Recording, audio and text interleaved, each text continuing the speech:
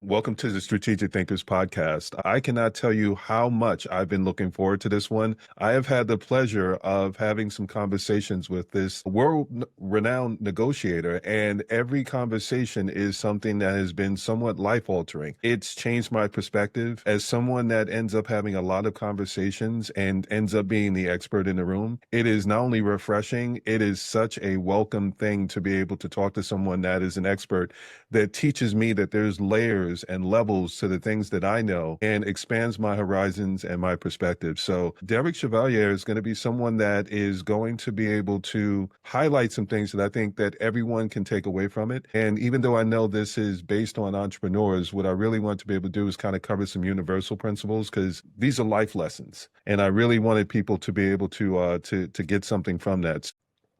Here's the promise. By the end of this conversation, you'll understand how to recognize and navigate the hidden negotiations happening inside your head, those internal battles that actually determine your success in every external situation that you'll ever face. So with that, one of the things that I'd love to be able to cover is let's just start with the internal conversation, because I know a lot of people will have this conversation with themselves. One of the things that I liken it to is having a conversation between your head, your heart, and your gut. And you have to kind of figure out which one that you want to be able to listen to at each time and say, well, I mean, there's a rationale to this, but there's the fight or flight and, conscious versus subconscious and so many different things with it. Most people think of negotiations as something where they're having a negotiation with someone else, but a lot of times it actually starts internally. And it's something where you're probably running into this a lot. Is that something that you see when you work with a lot of high-level negotiators? Absolutely. And thank you. It's great to be with you, Sean. I appreciate it very much. Absolutely. The Mm, negotiation that happens with other people is fairly far down the road to the negotiations that okay. we've already had with ourselves and with anyone whom we are interacting with or who might be impacted. And ultimately, that negotiation is going to be based upon the objections that we identify within ourselves as to whether or not we should move or why we should or should not move forward. Okay, so with that, what I'm hearing in that is a lot of it has to do with our experiences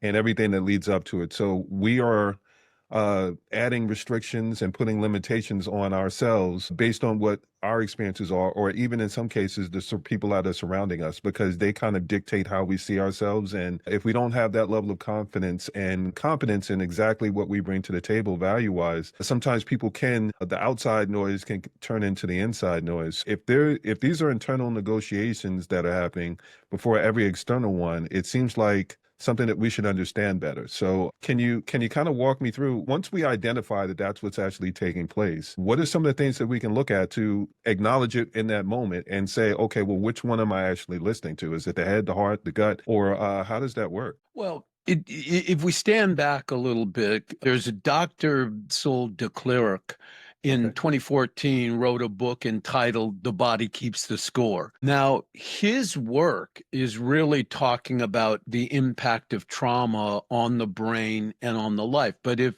as educators and as business people, we take that a bit further. Every experience that we have is part of those assumptions, presumptions, and estimates that we make throughout the rest of our lives. It's just a matter of how aware we are. So while there are the similarity or the pattern is that we are going to be driven by that set of assumptions that Mm, we have. And then the question is the relationship between the assumptions that we have and the presumptions that we're willing to make. And let me okay. make that distinction. In the evolved framework of negotiation, a assumption is broken down to a belief. If you take all the definitions of the word assumption, it Mm, comes down to one word, belief. So the pattern is that we are all driven by our beliefs. The difference is that we all have different beliefs sure. about the same thing. So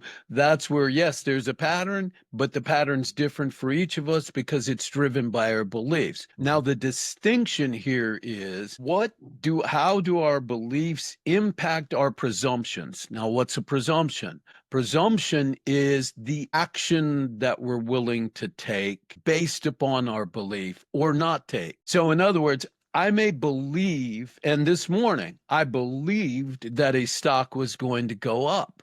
Mm.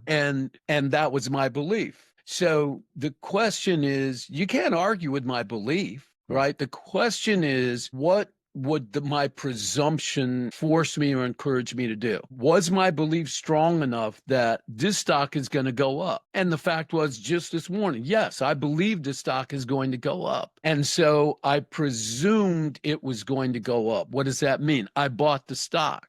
So my presumption is now the action. I'm not thinking about, I own it now. And the stock promptly went down. I'm not making this happen this morning. Okay. So my belief had nothing to do with the outcome or the action that I was going to take. I presumed that it would go up. Why do we know that? Because I bought the stock. And then what happened? The reality, the stock went down. Now, did I lose anything? No, because I still own the stock. I will only experience a loss or a gain at the point that I sell the stock. So, but in my mind, if I look at my account, it shows negative.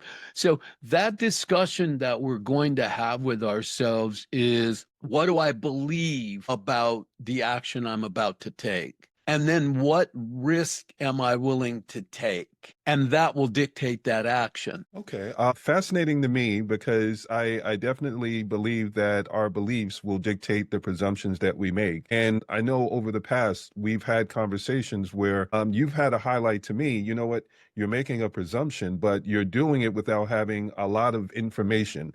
And that information that you're missing could drastically change the outcome that you could actually be able to create for yourself. So I would love for you to be able to kind of walk through it, because I got the lesson. And then I started seeing every single time that I went to do it to go, okay, now I know to be able to catch it. And when I can catch it, then it allows me to start asking better follow-up questions and be more intentional about the outcome that I want to be able to get, as opposed to just basing it on past experience, because past experience is just that, it's the past. What I'm trying to do is dictate my future and my present. So once people are able to identify and they know that they're making an assumption, now that you're aware of it, now how can you start to be more intentional about it? Well, to then make that next step, which is to say, this is what I believe. But then we have to be aware of the fact my belief is what I believe to be true. It exists in itself. It's not an action. The action doesn't take place until we move. And now when we move, we no longer believe something's true. We presume it's true. Why? Because we have skin in the game. So that if I bought a business or accepted a partnership with you, I'm no longer believing that it's true. I believe it's true. But more importantly, if I'm wrong, there's a consequence. So I would encourage people to, first of all, disconnect, this is what I believe, from what I'm willing to do. And then I would say that once we presume that based upon my belief, I'm going to take an action, I would say that the most important thing that I could do is to evaluate my expectations around the consequences, is to understand just because I took an action doesn't mean that the outcome is going to be based upon my belief. They're disconnected. Just in the example that I gave, I bought the stock based on my belief, because that I didn't buy it knowing it's going to go down, but I certainly bought it knowing it could go down. Right. Therefore, now the question is, am I going to panic and sell it because it went down? Well, no, because I knew that was a possibility, and that was in the realm of my risk tolerance. Right. So the question is, I would then say to people, consider once you take an action, what risks are you willing to take? Because if you now analyze the risk, that will have an impact on the action you're willing to take. Absolutely. One of the things that I find is as common as a cold is that people will say a lot of things and they can make declarations and statements. My understanding and in my experience, or as in this case, my belief is I can't give that any real merit until you're in this situation and there's consequences consequences. Until there's something you stand to lose and I can hold your feet to the fire, then you can say anything that you want. So it's something that I think this is the power of a follow-up question. This is the power of understanding. If you don't understand what you stand to lose, well, I'll put it this way. In entrepreneurship, there are different types of entrepreneurs. There are some that will take the leap because they're focused more on what they stand to gain, and they'll deal with whatever the loss could be. And then there are the people that are more risk averse, where they're so focused on what they stand to lose that it may slow them down from being able to focus on what they stand to gain. Consequences, I think, are a really big thing. And then understanding the risk, it allows you to be able to, again, be more intentional, but it also allows you to be able to ask better questions and interact with people better, because you're not going to make a statement if you know what you stand to lose and you could back yourself into a corner. I think it's a little bit different now because, there was a time where, if someone got something wrong, you had to give a make good. And now we're in a time where accountability is a little bit different. I know I made a purchase on Amazon. I said, okay, well, I'm seeing double orders. I need you to remove the order. And they're like, no, don't worry about it. We got it. I said, I don't really believe you. I need to make sure you pull it out of the app. I don't want to get double billed. I ended up getting double billed anyway. So I called back in and I said, well, you know what? I need you to return it. Well, here's what you need to do. And I was like, no, you don't seem to understand the situation. I did everything I was supposed to do. And now you're taking the accountability that's supposed to be on you and putting it back in my lap to tell me how I'm supposed to make your job easier. So I think we're in a different era now where there's an adjustment that needs to be made with those things. But I think that also comes back to consequences, because there are no consequences for them. Like their consequence would be, don't shop here anymore. Exactly. Well, and one of the things, by the way, I'll make 2 points. One, helping your clients understand which person they are, the person who is driven by their expectation of the benefit versus the person who is reluctant to move because of their fear about what they may lose. That's where a great benefit that you can bring to the table, because once somebody understands that they're being driven by their belief one way or the other, every decision that they make after that is going to follow suit with that belief. So if you're able, and when you're able to speak with your client and to help them understand and identify where they are, they then have a choice as to whether or not that's where they want to be, or whether or not they want some support in terms of moving or putting some different parameters on those limiters, right? Like, I'm afraid of what I'm going to lose.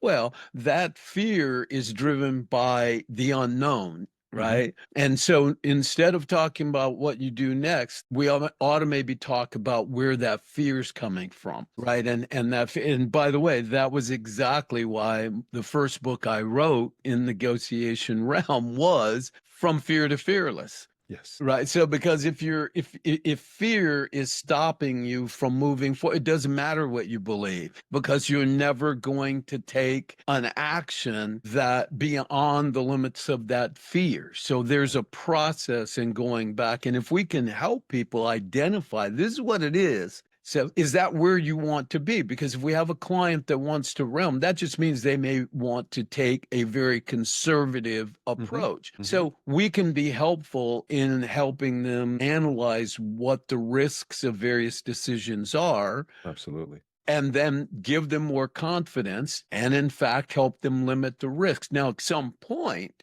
we will also be able to highlight for them the difference between, had you made this decision versus this decision, benefit that you left on the table is here to look at. Now, are you continuing to be willing to lose this much benefit in the face in order to protect your fear? Yes. Right. So, and then over a period of time, they're going to evolve and will involve and that's why I think the role that you play with your clients is so important. That's your value to them. I apologize for interrupting the episode, but I wanted to share something with you that I thought would be important. Here's what separates successful entrepreneurs from the ones who struggle. It's self-awareness, not awareness of the market, not awareness of trends and tactics, but awareness in what you're naturally wired to do. When you understand your entrepreneurial type, everything changes. The decisions become clearer, the strategies feel more natural, and the resistance starts to fade away. I put together a free assessment that covers your specific entrepreneurial type with 10 distinct profiles. Each type has its own strengths, blind spots, and optimal strategies. It takes about 10 minutes to complete. And once you're done, you'll have action items that will allow you to be able to identify the path of least resistance for you and how to be able to map things out going. Now, let's get you back over to the episode. Well, one, I appreciate that because you just validated for me the reasoning behind me creating the entrepreneurial type assessment because it identifies those personality traits and it says, here's based on your personality, based on some of the things that you're looking at, these are some of the fears, here's some of the risks, here's some of the things you stand to gain, here's your competitive advantage based on your personality. And when you have more information to work with, it identifies, it highlights some of those blind spots that you may not know that you have. And Right. once you can identify those blind spots, then you can actually have somebody guide you through it. So I love where you went with it because if once you can name the fear, then it's less of a fear and it's more of just a challenge that you have to be able to say, I'm not willing to risk it, or I am, but then you can put some parameters into it to make it so that you can actually navigate those waters. And I believe accountability wise, it's on us as coaches and strategists, or however we play a part in that person's decision making process, to arm them with information so that they can make a conscious choice of where they want to be able to go. Because if someone's so busy worried about what they stand to lose, then it's my job to show them what they stand to gain. If they're rational confidence and they're only thinking about what they stand to gain, then I have to be the wet blanket and go, okay, yes, we can absolutely do that, but we also have to think about some of the things that could go wrong. So I am definitely in agreement with that. I was literally on a call yesterday with someone, and he has a platform. I don't want to throw him under the bus in case he's actually listening to this, but it's the benefit of our conversations, because I know where we've had conversations about consequences and we've talked about different things where you broaden my perspective, and it's gotten to the point where I'm negotiating right from the jump, where I'm like, okay, well, I know what I stand to gain, and I don't want to go with my preconceived notions. I want to understand what's in it for you. And I want to have a real conversation to make sure that it's an all-win type of situations. But yeah, we would Yes. talk about that all win too, because I noticed that in your notes. Let's take a look at that one. Please, yes, yes. So Uh, we're talking about the mindset shift, but there's the all win. I know when we initially had our conversation, one of the first things that you asked me, you said, "Well, when you sit down to the negotiating table, what's your intention?" And I said, "Well, I want it to be mutually beneficial." And you're like, "Well, in order for you to be able to know that it's going to be that, you also have to understand what their intentions are." So when we're talking about all wins, can you break down what all wins means? Because some people hear mutually beneficial, but there's a path that it requires to be able to get to something like. right. So in the evolved or snuff negotiation framework, all win is an placement for what most people will think of as win-win. Yes. So we believe that win-win is a misnomer. Because of the fact that people come to the table and they have a set of wants or needs, and then they base the outcome on how well they meet or satisfy those wants and needs. Now, they don't think about the fact that whatever that outcome was may have been far greater or far less had they understood what the wants and needs of that other person are. So one of the key elements of snuff negotiation is that it's set on a continuum. So for most people, what calling win-win, that's really just a cooperative bilateral negotiation. It means we came to an agreement. But the idea that we both won is a misnomer, right? Now, the nirvana of relationship, whether personal or business, is all win. Why? Because all win is marriage. That means that the consequences and benefits of our relationship have become so intertwined that anything that impacts you impacts me equally. Okay. So it is only all win as long as that's true. So let's take an example of a partnership. Mm-hmm. So if you and I are going to have an opportunity to enter into partnership, Now, let's say we both come up and we decide to come up and invest $100,000 each, and we have a 50-50 ownership in the business. The question I would ask is, are we equal partners? That is a great question. I would say, in my experience, no, because there's other factors that I have to take into consideration. Percentage wise, yes. Work wise and responsibility, accountability, my experience may put different levels of pressure on me than the other person may have. So I don't have the expectations that I'm going to get me from other people. So I would say no, but that goes back to belief and perception. Well, it's also, we would tend to agree with you as well, but here's why. It's because from an evolved perspective, we would look at risk and consequences, always going to come back to that. So in other words, the question would be, Sean, if I put in 100,000 and you put in 100,000, well, if the 100,000 that I put in is every nickel I have to my name, and the 100,000 you put in is a drop in the bucket in your net worth, we've never are in an equal position, because you can walk away and it's a dip in your account, but it would destroy me. So at that point, when we start talking about who did more work and who did less work and what the return on investment is, you could simply turn around and say to me, is like, look, this is not working out the way I think it is. I think it's time to close the business. We were never equal partners, because now I'm saying, wait, that's okay. Because if you walk away and I lose everything, then in fact, I have 100% of the responsibility and you have 50% of the profit. So we were never, so again, there would be a perfect example of a win-win, where you have partners coming together and say, we're putting in an equal amount. We both are going to share and split the responsibilities in this way. Right. And we both have a 50% in terms of all the decisions.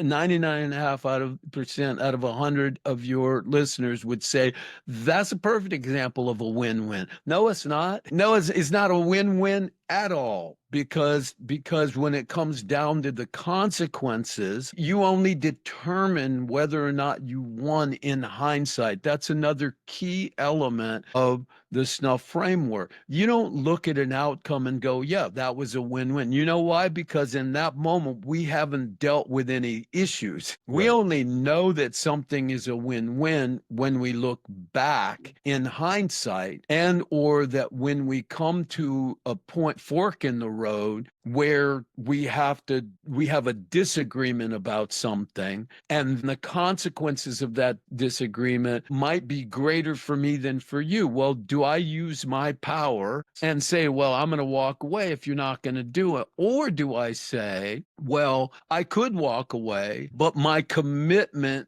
to our agreement is such that I don't agree with you, but we agreed to have a 50-50 outcome. Now, I am now making a decision based upon my integrity of the agreement, more so than my ability to walk away. Well, in real life, most entrepreneurs are not going to be interacting with people that have that type of integrity, and they're not going to find that out until there's an issue. It's very, and what does that come down to? Assumption. My assumption was presumption. And then what was on the legal document? Well, a legal document all day long can say, yeah, this is win-win, it's equal, it's blah, blah, blah, blah. And yet again, in certain states, you can have a 50-50 partnership, but if one partner defaults in a lot of states, the other partner can then be held responsible for 100% of that liability. So again, it was never a win-win. So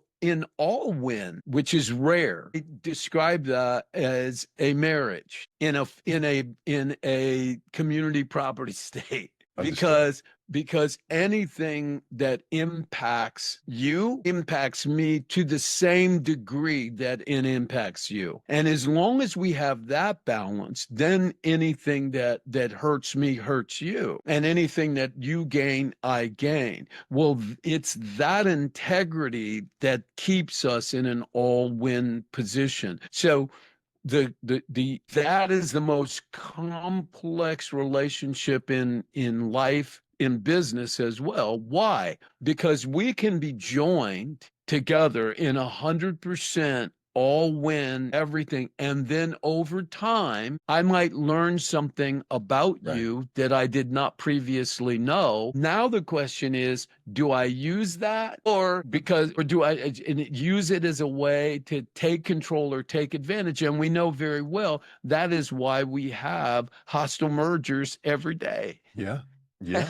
That's why Yeah. partnerships end up the greatest enemies ever, because along the way, during the due diligence, we thought we shared everything, but there's always something outside of that that may impact and change. So at any given moment, what was an all-win relationship can quickly devolve into either a highly cooperative or less cooperative relationship. Again, but that happens in hindsight, not in foresight. So the question is, how do we protect ourselves? Because we Yes. don't know when it's going to happen. We don't know if it's going to happen, but we don't know it's not going to happen. Absolutely. Absolutely. Right. I think what you covered, and we put it in an entrepreneurial standpoint, but let's just make it a life lesson. Yeah. Hindsight is 2020 for a reason. And it's one of those things where there are sayings like, I thought I told you. We meet people's representatives where they tell us what they want us to know, but then as you start to interact with them, you start to find out more. And in some cases, you see how people deal if with adversity. And Right. some people will say, okay, well, now I see your character in a good way. And sometimes people see, now I see your character in a bad way. So it is a marriage. And it is definitely one of those things where the natural follow-up for me, and that is, well, when you're going in and you know that that's the situation where you know that you're going to, I'm not even going to say if. In my mind, it is an absolute thing where at some point you're going to find out something that you didn't know. And it may not completely change your perception, but it's going to give you more information. You're like, if I knew that, I might have done this for this. Or Right. maybe I need to start looking at renegotiating this or that. So one, I definitely want to say, yes, the stakes have to come into play. So 100,000 to me, if it's a drop in the well versus 100,000 to somebody else, you got to figure out how to be able to balance that out because the stakes are going to be different. Exactly. So here's the benefit of understanding an evolved perspective, knowing that the issue is not just 100,000 or not just the 50-50. We would then protect ourselves for the inevitable in the beginning. Okay. So that we would have a discussion about the fact. I would say, Sean, listen, this 100,000 is everything I have, and we both know that it is a drop in the bucket for you. My concern is that when something comes up that neither of us sees coming, that I'm going to be in a vulnerable position. Now, I know that you don't want me to be in that position because that would be unfair. And we don't know that it will ever come up. But in the event it does, how would you think we ought to handle that? We're having that conversation because your answer to that question Says so may much. dictate whether or not we're actually going to have a partnership. Absolutely. You brought it back full circle to one of our first conversations, and where again I went in with the mutually beneficial, and you're like, well, you have to understand the surrounding factors. There's a lot that you need to understand, and if you're going in making the assumption, then you could set yourself up for a lot of failure and a lot of pain in that process. So yeah, no, absolutely. I remember you saying, well, and this is one of the things that I definitely want to get into with the SNUF framework, because I think this is one of the things that really makes it helpful. There are a lot of frameworks out there where people will say, they're kind of telling you to go in with preconceived notions, but what you're actually telling people is find out about those other factors that you may not know about and learn as much as you possibly can. And one of the things that actually stood out to me was also you saying sometimes, just throw something out there and see how they respond to it, because those tells, I definitely believe in it. And where I started off saying, you know what, we have conversations and I'll know things on one level, but then you'll explain it, and I'm like, oh no, there's tiers, there's levels to it. I knew that I could read somebody's tell, but I didn't know in certain instances to be able to go, let me put something out there so I can see what you're going to do on that smaller level. So then I have a framework to be able to compare it against to, okay, well, now I have an idea. So when we get to something, I can say, yeah, every time something comes up and there's a risk or there's a consequence, I notice you do this. So it allows you to be able to negotiate with more power, even when you may not have the power, because you know what you're looking at. Absolutely, because skill will often overcome power in many instances. So when you have two experienced negotiators that sit down, they can both have 30 years of experience. The one who's likely to prevail is the more skilled negotiator, not the more powerful, but the more skilled. History is replete with examples where somebody with virtually no power was able to overcome a situation against someone who was greatly powerful using skill. And a lot of that goes back to understanding the idiosyncrasies of our counterpart, both our own, but more importantly, theirs, right? So the fundamental difference between the SNUF framework or the evolved negotiation framework and almost every other framework, as you alluded to, is providing you with a set of rules and do's and don'ts that you take into a situation and so you're now negotiating based upon what you want, what you need, and what you know.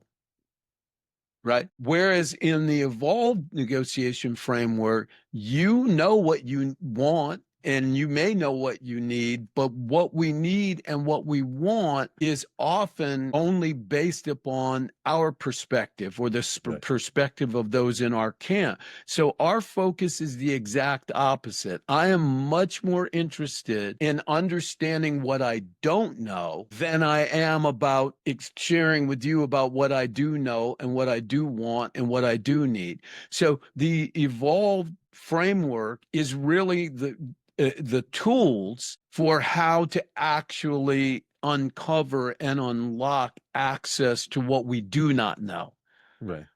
Up until the point in which we may have a limitation, like we say, we have to get this done by XYZ date. Okay, then I have up until that moment to inquire and to ask and to strategize and to use tools and different applications in order to find out what I don't know. Now, at the point you say that's it, we have to go forward because there's no more time. I'm not asking any more questions. I'm not giving you any more information. You have no more access. Well, now I know exactly where I am on that continuum. Right. One of the things that I love about Snuff and Evolve is like one of the simplest ways to be able to explain it to someone when I was trying to explain it and saying like with one of my friends, I told you about the guy that's in sales. And I said, one of the things that I love about it is it's real time.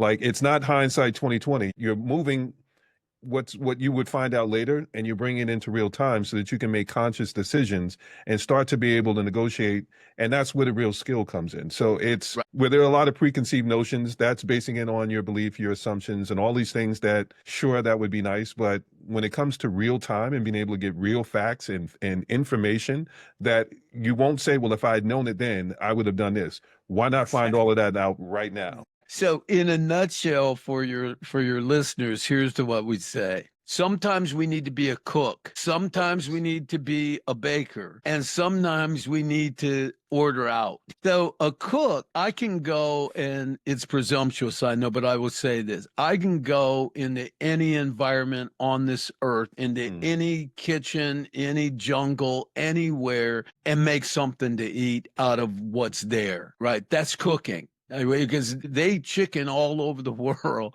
And the difference is the preparation, the location, the fire, the heat, the spices, and all of that. And that's going to be the difference between Italian and Mexican and African and whatever that is. So a cook can walk in, look at the available resources, and then put something together based upon what's there. You try that when you're baking a bread or a dessert. You got to have a lump of a brick. A cook can be lots of leeway, lots of opportunities to make changes and adjustments. A baker has much less leeway. You may make some small adjustment, but if you get too far away from a recipe, the end product will be nothing like what you were.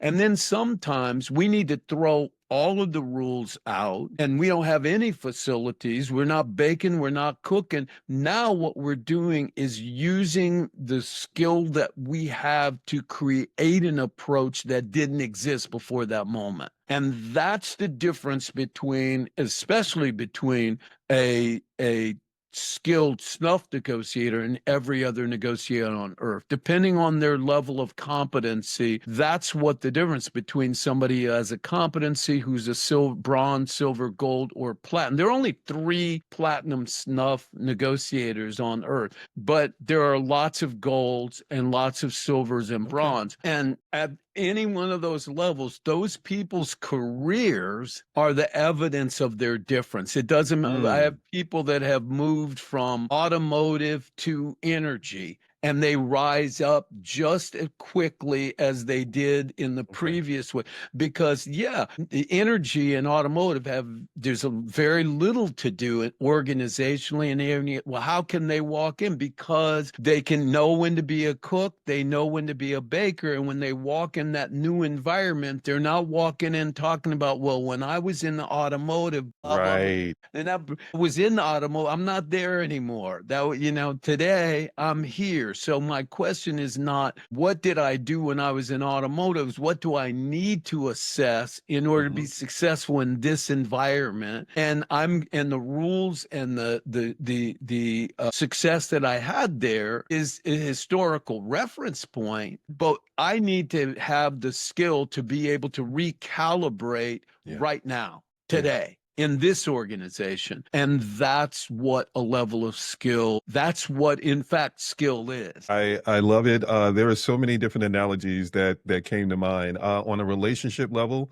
there are the people that bring baggage from their previous relationship, and they'll say, well, the last time this happened, it's like, well, we're in a new situation, and you need to understand how I respond to situations, not based on what the other person did, but how we're at. So you have to recalibrate to the person that you're with and not solely base it on the past.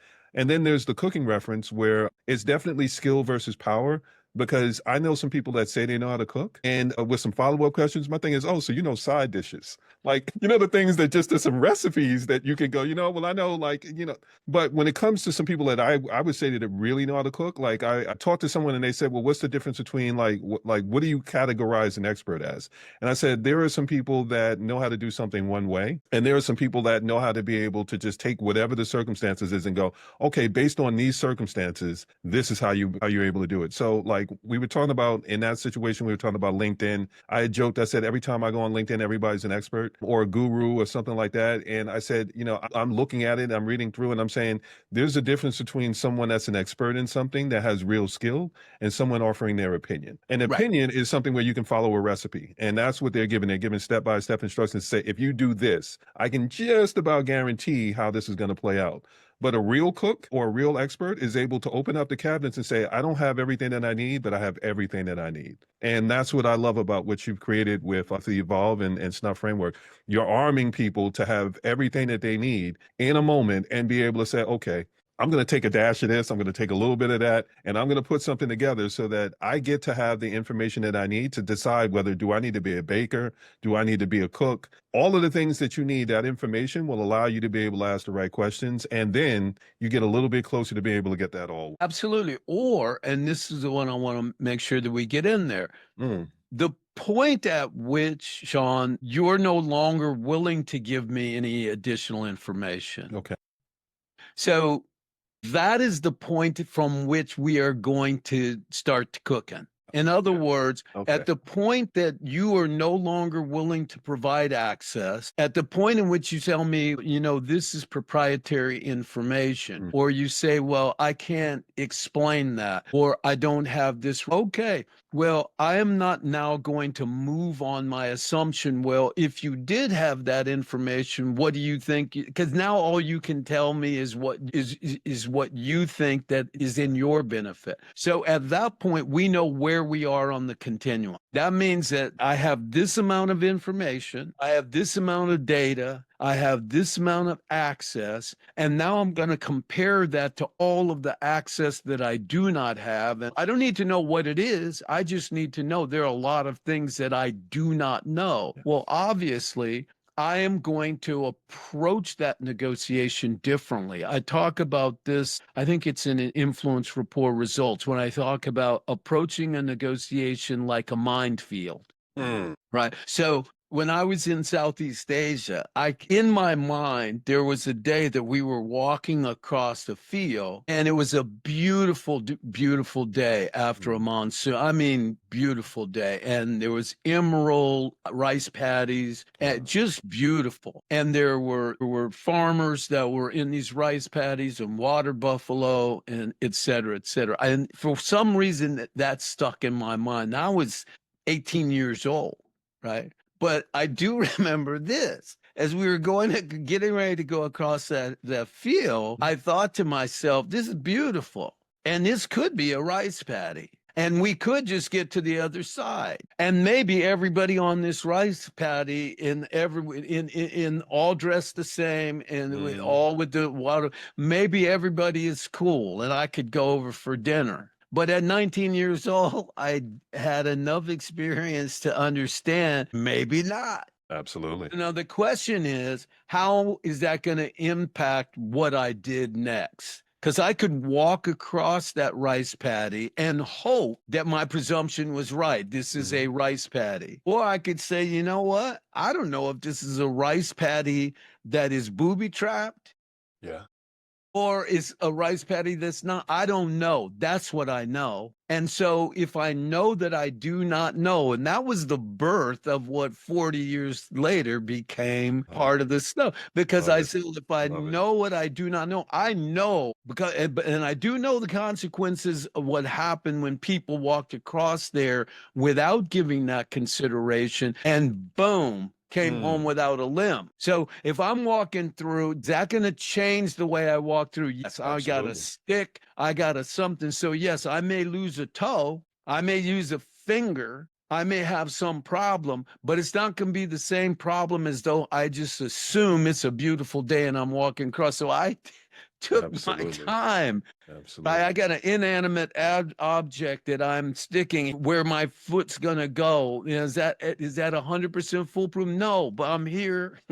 I'm home. I got home, right? And not Absolutely. everybody did. Years and years later, because it was almost 20 years before I started in negotiation. After Mm. that time, that I realized, well, wait a second. I'm gonna approach from the standpoint of what don't I know? Well, I know that I do not know. Therefore, the tactics and strategies that I'm going to select from and where's the cabinet? The cabinet becomes what's between our ears. That's Yes. skill. That's skill. Now, if you want discipline, and as we get further into AI and further into technology, Mm. yeah, there are a lot of things you can pull up on your phone because if you have the good sense to ask a question or to Yes. find out if certain data is available, but we have access to do that. But that all of that is a metaphor for, is it a minefield or is it a rice paddy? Well, you know what? I don't know. So I can go across and presume that it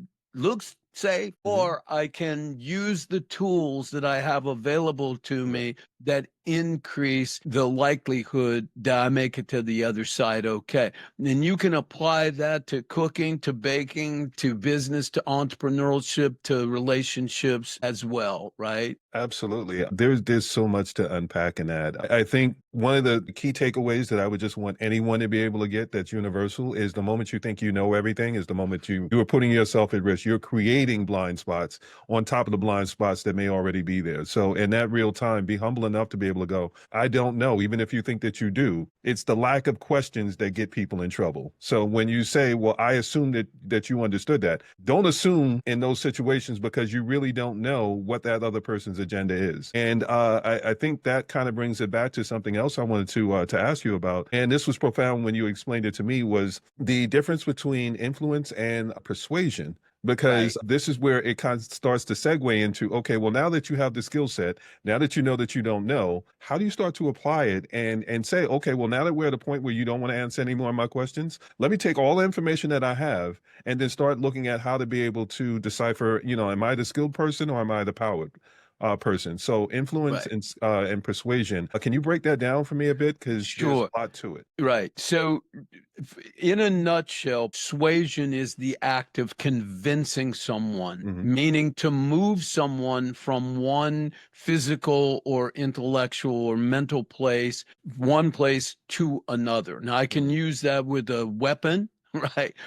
I can persuade you to move if I pull Hmm. out a weapon.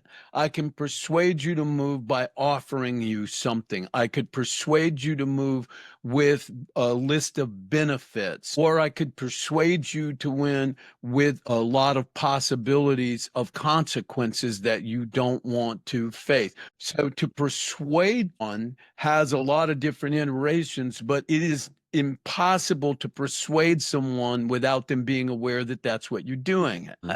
So if I'm listing a bunch of benefits and therefore then saying you need to take this action because of all these benefits, or if I'm saying if you don't do what I'm telling you to do, these are the consequences that you're going to, and we see that on social media and on every commercial all day long. It is the soup du jour of the way the world works, right? This and you get this, you get this. I love the medical commercials, and that's 90% of what's on. They go, yeah, this is so great. And you Hmm. can go out and blah, blah, blah. And then as soon as here's when you know what's really happening, go, Yes. Yes. because now I'm telling you what it's going to cost you to get all those benefits. Yeah.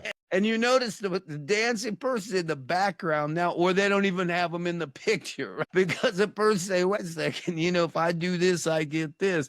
Then they say, but it's going to cost you. But that's the Hmm. small print. That is persuasion. Now, by contrast, influence comes from an ethereal, it was thought to be an ethereal fluid that rained from the heavens. Influence is a word that came in the 1400 years ago. So influence is the ability to impact the thoughts, behaviors, or actions of a person, place, or thing without them being aware of it. Yes. So when you think about, some people are persuaded, we clearly know by social media, every entrepreneur, every ad, are we running an ad that says, hey, we can solve this problem for you? That's the biggest thing that you're hearing in sales today. What are your pain points? Your pain points. What are your pain points? Okay, well, now I know that you left out all the people that are sick of their pain points. Well, yeah, I want somebody to ask me, how much joy do you want to experience? Yes. See, if anybody listening out here went into any store or called up any place and the person said, how much joy are you up for today? Boom. That's because you didn't hear that question. How much joy? Now, it may be followed up by, I wish I could have joy, but Hmm. here, and then the person comes up and they'll tell you all their pain points. Yes. Right. Yes. So I just influenced you to give me insight without your having any idea that that's what I was looking for. Or you might have said, oh my God, I got lots of time for joy and what Hmm. I'm looking for. And then they set out and tell you every benefit that they're looking for. And then all I need to say is, I'm so happy you called because this and this and this and that benefit and this benefit. That is exactly what we provide. And when did you want to move forward? Absolutely. Absolutely. So the difference between knowing when and how to persuade Mm. and then being able to move between those in a very effective and efficient way, and also to understand, for instance, of course there are some rules and rudiments in evolved as there are in any framework. The level one is where somebody will understand a rule. Now, one of the rules, for instance, or let's take a close. We have a close that is called, what was the movie with Tom Hanks? It helped me help you. Show me the money. Yeah. Yeah. Help me help Okay. you. So out of that movie, I adapted a close, right? That's called the Jerry Maguire. And that is the movie. Yes. Now, the Jerry Maguire. So the easiest, and everybody in your audience can use it. It is the most powerful close on earth. Mm. And it's easy to teach. It's right in the movie. Help me help you. So now the problem with that is that people learn that close and it becomes so successful for them that they keep using it over and over. Right. And number two, they never get beyond that iteration because that's level one. That all that is, that's you want level one, there it is. And I said, Sean, help me help you. Right. Talk to me like I'm 4 years old. What do we need to get done here? That's a Jerry Maguire. All right. Now, on the other hand, what would happen if I called you at 3 a.m. tomorrow morning? What's the first thing that you would say to me? Just imagine you and me, and tomorrow morning or a week from now, your phone rings at 3 a.m. in the morning. I'm going to worry that, is everything all right? The That's my first thing thought. coming out of your mouth, Derrick, what's wrong? Yes. Yes. Oh, that's called influence. There you go. There you go. I didn't have to say anything. You know what I did? I called you at 3 a.m. Now I know very well that if your mom, your dad, your daughter, your wife, your loved one, or if I called you up at 3 a.m., 4 a.m. in the morning, the first words out of your mouth, I go, "Hey, Derrick, you having a good day?" You're not even asking me about the time zone. The first thing out of your mouth is, "What's wrong?" Why? Because I'm calling you in a different set of circumstances at a time that is outside of business and unexpected. So all the work, going back to the Colk, is already done for me. The body keeps the score. You know, when you get a call at 3 a.m., something bad has happened. Something bad happened. So I can choose to use that. So there are a million iterations of a Jerry Maguire. Or I could turn around and I could say, I could call you, and I could, the next time I do, and I call you, I say, like, "How are you?" And you'd say, "Yeah, I'm great, Derrick. How are you?" And my response is,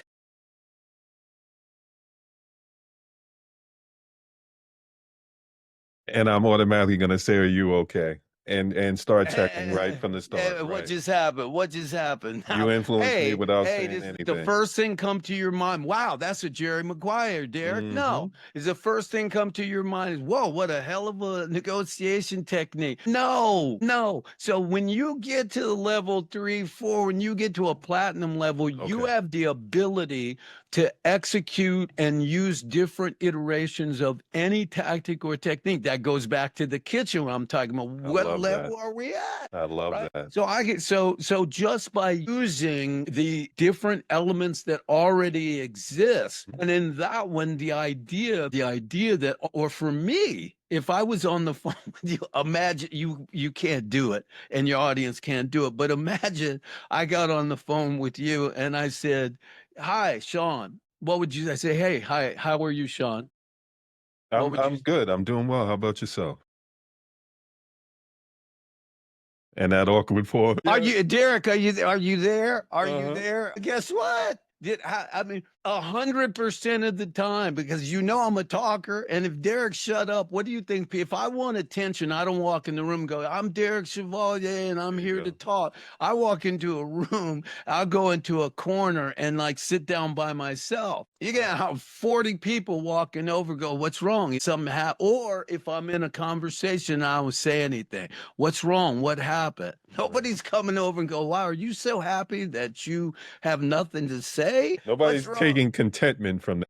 Every bit of that are iterations of one tiny Jerry Maguire. Now, that's the difference. The difference is the ability to actually use influence, use persuasion, and take those rules or that we have and then be able to execute them in so many ways that the same person would not even know that they had been closed using the same close 15 times. It would, and B, it would never occur to them that it was a tactic or a strategy or that it was done on purpose. You touched on something really powerful, because a lot of what I see online is people using the same framework, and it could be the trigger pain point. And then lead into the next thing, then lead into the next thing, and then they bring you all the way around to be able to say, okay, well, now that we've touched on the trigger point and we've made you emotionally invested, and now you're feeling all the things that we want you to feel. Now we can bring it back around to, well, now here's how we can help you overcome it. And my thing is, there's a time and a place for that. Like Right. if you do that in the wrong situation, you're triggering someone in a way that it's almost something I'll equate it to, like people will break you down. And my issue with people that want to break you down so that they can say that they build you up is you have to have the accountability and responsibility to understand if you break somebody down, you got to build them back up, because Right. otherwise you just left them worse for wear. And Right. that's where I don't have an appreciation for the people that will say, like, I can help you get to 7 figures. If they're at 4, you're not giving them any useful information. All you're doing Right. is giving them reasons to feel self-confident and go, you know, I don't know if I'm good enough. I don't know if I get this. I don't know if I get that. If Right. you're not helping them out of that situation, don't put them in it.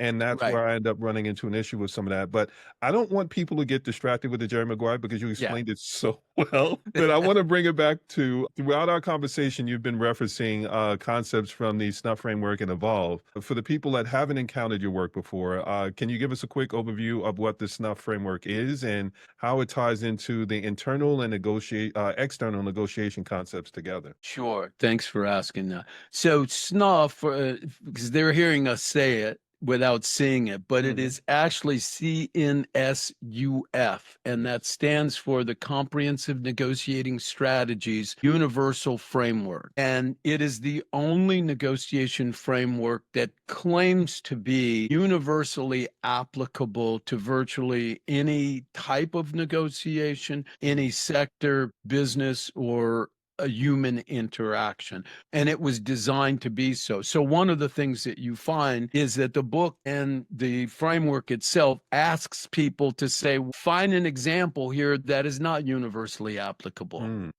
And in that way, we want people engaged in strengthening the framework, because if we find that we've missed something, then we make an adjustment, because that's the standard. But the SNUF framework, unlike almost every other negotiation framework, is not filled with a lot of anecdotes about how successful or unsuccessful I've been with the hundreds of thousands of clients that I've worked with over 4 decades, because I don't think people are so interested in how effective I've been for somebody that's not them. Yes. Yes. So the SNUF framework is really a breakdown of the specific elements, tools, and attributes of the framework itself, so that a person can simply take part of that, take some of the rules, and start tomorrow. You Mhm. can use that Jerry Maguire when you get off this podcast, right? Yeah. You don't have to wait. You can use the difference between influence and persuasion in 10 minutes. Or if you're interested in really developing a very high level of skill, then you have the opportunity of mastering that framework so that you can teach it to other people, so that you can use it in a myriad of situations. So it was developed to take advantage of all of the people that have come before, going back as far as Sun Tzu, all the way through all of the major negotiators and negotiation reservoirs that we've had since up to today. Not to stand on the shoulders of those, not to replace them, but to say, based upon all of that, here's where we are in the 21st century, because it is fair to say that Sun Tzu did not have AI. And even coming even closer, the most prolific negotiation framework in the world is the Dr. Chester Karas's framework, and that's from the 70s. He did not have a personal computer. He did not have, so that was born in a time that made a lot of sense, and there's a lot of application for it today. But the idea to suggest that something that was developed in the 70s, before you had Zoom and AI and for that matter, a cell phone, much less car phones and all of that stuff, is ridiculous. And the same is true of the Harvard framework, is that when the advancements in technology with response to communication since they first wrote Getting to Yes are enormous. So are there things that still stand the test of time? Yes, but there are many that don't. And if you go back and you look at a lot of books like Good to Great, I defy anybody to take one of those books today, which are filled with all these stories about AT&T and blah, blah, blah, blah. Well, first of all, most of the companies don't even exist. So what is the benefit of that to me today, dealing with a partnership or an entrepreneurial issue? So it is definitely built for the 21st century, and everybody that has the book and that's involved is invited to contribute to the continuation of it. Right there you go. Right in there that we invite people to say, hey, what do you see that we're missing, and how can we improve? Because the book was originally published in 2015, and between 2015 and 2020, we learned and evolved and learned something. And then between 2020 and 2025, we learned and things evolved. And in many cases, though, the fundamental elements were just updated examples. Okay. Because in fact, the principles are universal. So the principles still exist. And so today I could say, the example that I used 5 years ago, we don't have to look that far. Here are examples today which reiterate the legitimacy of the principle. So that was the purpose, and that's the opportunity. And I really hope that people will, at least as they're listening to us, Sean, is for those things that they agree with, that's great. But we hope that along the way, there are a bunch of things that we've shared that people are going, that's not true. That's not right. That's what we hope.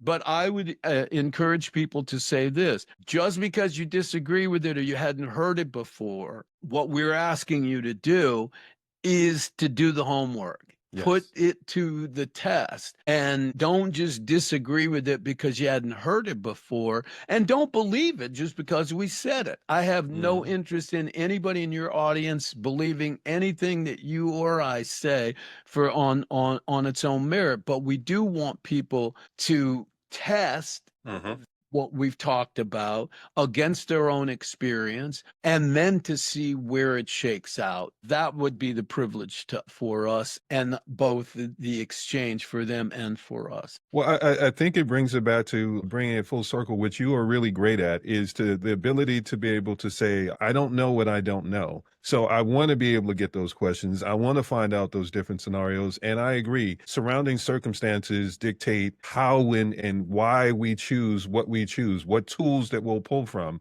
something that's universally like there can be a Jerry Maguire, but there's tiers to it. There's different ways to understand when to be able to apply something and how to be able to apply it for it to be really effective. And I think that kind of goes back to context, because context matters. There are a lot of, again, I can bring it back to social media. There are a lot of people who say, well, here's how I made 7 figures. And part of what I'm looking at is, well, what were the circumstances when you did that? Exactly. Because if you take, and this is, we share this, and listen, I God bless everybody that's making a lot of money, but I do have a great problem with the number of people that are making a living by telling people, I did it, therefore you can do it. I love Alex Hormozi, and I think he's one of the greatest entrepreneurs of our time. However, he made millions of dollars because he was running gyms. He started out helping people bring members into single and 2 and 3 people who had 2 or 3 locations for a gym.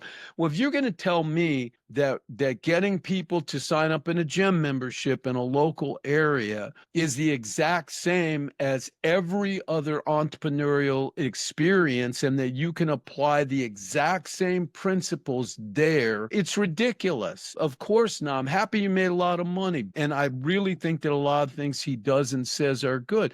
But just because he's made millions of dollars does not mean that experience is applicable to every entrepreneur. And that's why I think people like you, and hopefully myself, but your clients, have access to someone who's going to first understand and seek help understand and learn about where they're wanting to go. What does that vision look like? And what kind of time and how serious and what kind of risks are you willing to take? And let's do an Yes. assessment of where we are and then realistically break down where we might be willing to go. And I would venture to say that you, like me, talk to as many people and Hmm. in that assessment process, discovered this is not a good person for me to work with Yeah. because they are looking to go someplace and want me to tell them things Mm. that I certainly would be happy to get paid to tell them. But because I know it's a lie and I'm just Right. saying it because they want to hear it, that I can't sleep at night. And I don't think you can sleep at night either. So I, Yes. I encourage your clients and the folks listening to give you an opportunity to make that assessment and then to determine whether or not there's a fit, not just to solve an individual one-time problem. And we could do that. I do that in my consulting work. Yeah. But the bigger thing is we can fish with you Yes. or we can teach you to fish. Yes. But what we really want to do is get to a place where the smarter and more capable you are, the Hmm. higher we can elevate our ability to be a support to you. And so it truly does become a partnership in which we're working together. And ultimately, I don't know this and I could get in trouble saying it, but I can tell you this. I'll go out so far to say is this what I believe. I believe that ultimately, if your clients look at your value, Mm. what it is you do for them over time, and the return on investment, that ultimately they're paying you anything. That ultimately whatever fee you're getting is essentially coming from profits and from the growth that is occurring because of that working relationship that would not have happened. So ultimately, it is the ultimate working relationship where, yes, I do better because you do better. Mm. And we do that together. And by becoming a trusted advisor, we have an opportunity to create something that would not be there but for that interaction and relationship. And ultimately, that's what gets me up in the morning. That's what makes me, Yes. that's Yes. what still wakes me up and Yes. go, whoa, baby. I Yes. mean, I'm Yes. still excited and I'm old. I've officially become old. But I'm not telling anybody. I just left Scandinavia and I was playing tennis with people 30, 35 years younger than me. And I know some of them figured it out, but a lot of them go, wait a second. This Hmm. dude, because I happened to say to people, I said, well, I went over and played with these way advanced people that even Mm. included some coaches. And one of the coaches turned around, he said, Derrick, are you sure you want to be playing over here at this level? And I said, are you sure you're as good as you think you are? There's the question. Yes, yes, absolutely. And I had to pay a price for that, but he had to work. He had to Yeah, I'm work. not gonna make it easy for you. Yeah. Yeah. And yes, I got better because of that. And that's the way I approach relationships with clients. And so it's a privilege to have talked with you and spent time with your audience. I want to thank you again for that. Well, I appreciate it, but I also think that you humbly and I accept the praise and the words that you put towards what I do because you know that I do believe in those things. I have a Right. rule of I'm here to make any money that I'm making is out of your profits, not out of your pocket. I Right. want to help you make the money so then this way you can actually then I can charge whatever I want to charge because it's not coming out of your savings. It's Yeah. I helped It's you make it so that you know that I can get you the results. But exactly. I want to bring it back to evolve or be slaughtered, the negotiation for the 21st century. There are things within what you said that are things that I want people to get as a takeaway. We talked about understanding the surrounding circumstances. There are people that will say, well, I can help you get to this money, or I did this so that you can do it as well. There are some people that may have 5 followers and you're talking to someone that had 5,000 followers or 5 million followers. Yes, it was going to be easier for you. You may have people that are in your world that have resources so that you can count on them to be able to reach out and make introductions and do other things. I know that there was someone that was talking to me about lead generation. It was like, well, it's not that complicated. And my thing is, I have context. I remember you telling me a story of how people introduced you to people so that you got those initial clients. So I can't take your word based on what you're telling me now. I got to base it on what you told me before. So you're giving me an opinion. You're not giving me your expertise. Right, So what you're actually giving people are universal concepts that can be applied throughout time. And right, then you're actually getting people to be able to give you to challenge it. Tell right, me all the things that I may not know. And then what you've said in that is you've actually updated the book so that it's right, not something that's dated information. You're giving people the context of, well, okay, let's not go with that example.